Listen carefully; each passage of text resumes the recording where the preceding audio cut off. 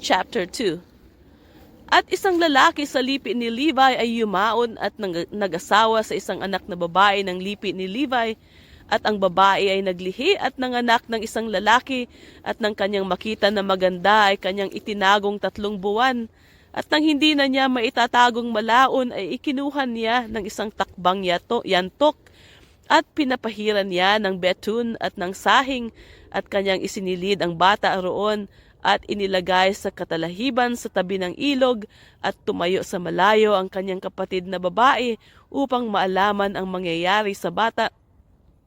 At ang anak na babae ni Faraon ay lumusong upang maligo sa ilog, at nagsipaglakad ang kanyang mga abay sa tabi ng ilog, at kanyang nakita ang takba sa katalahiban at ipinakuha sa kanyang abay. At kanyang binuksan at nakita niya ang bata, at narito ang sanggol ay umiyak. At kanyang kinawaan at sinabi, ito'y isa sa mga anak ng mga Hebreo. Nang magkagayoy sinabi ng kanyang kapatid na babae sa anak ni Faraon, yayaon ba ako at itatawag kita ng isang sisiwa sa mga babaeng Hebrea na makapag-alaga sa iyo ng batang ito? At sinabi sa kanya ng anak ni Faraon, yumaon ka. At ang dalaga ay yumaon at tinawag ang ina ng bata. At sinabi ng anak ni Faraon sa kanya, dalhin mo ang batang ito at alagaan mo sa akin, at bibigyan kita ng iyong kaupahan. At kinuha ng babae ang bata at inalagaan. At ang bata ay lumaki at ang kanyang dinala at kanyang dinala sa anak ni Faraon, at siya ay kanyang inaring anak, at kanyang pinanganlang Moises, at sinabi, sapagkat aking sinagip siya sa tubig. At nangyari ng mga araw na iyon nang malaki na si Moises, na kanyang nilabas ang kanyang mga kapatid, at minasda ng atang sa kanila. At kanyang nakita ang isang Ehipsyo na nananakit ng isang Hebreo na isa sa kanyang mga kapatid. At siya'y nagmasid sa magkabi-kabilang dako, at nang siya'y walang makitang tao, ay kanyang pinatay ang Ehipsyo at kanyang tinabunan sa buhanginan. At siya'y lumabas ng 2 araw, at narito na may 2 lalaking Hebreo na nagbababag. At kanyang sinabi roon sa umaapi, bakit mo sinasaktan ng iyong kasama? At sabi niya, sinong naglagay sa iyong pangulo at hukom sa amin? Iniisip mo bang patayin ako na gaya ng pagpatay mo sa Ehipsyo?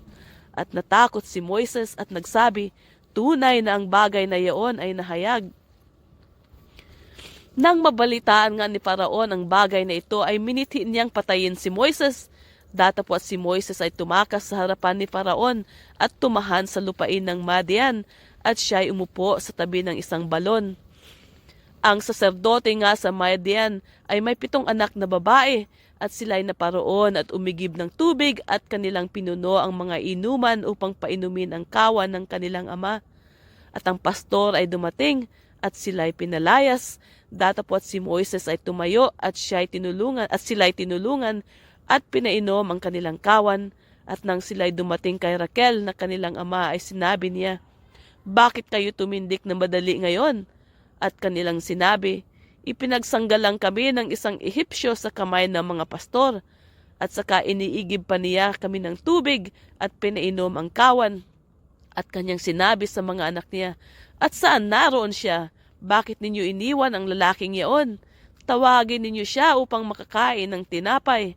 At si Moises ay natuwa na makisuno sa lalaking iyon, at kanyang pinagpag-asawa kay Moises si Zipporah na kanyang anak, at nanganak ng isang lalaki, at kanyang pinanganlan ng Gersom, sapagkat kanyang sinabi, ako'y nakipamayan sa ibang bayan.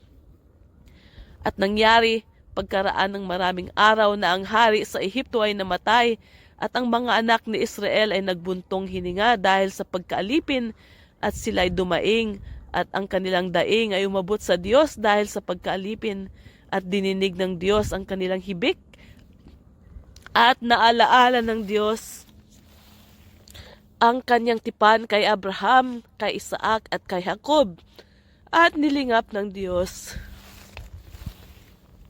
ang mga anak ni Israel, at sila'y kinilala ng Diyos.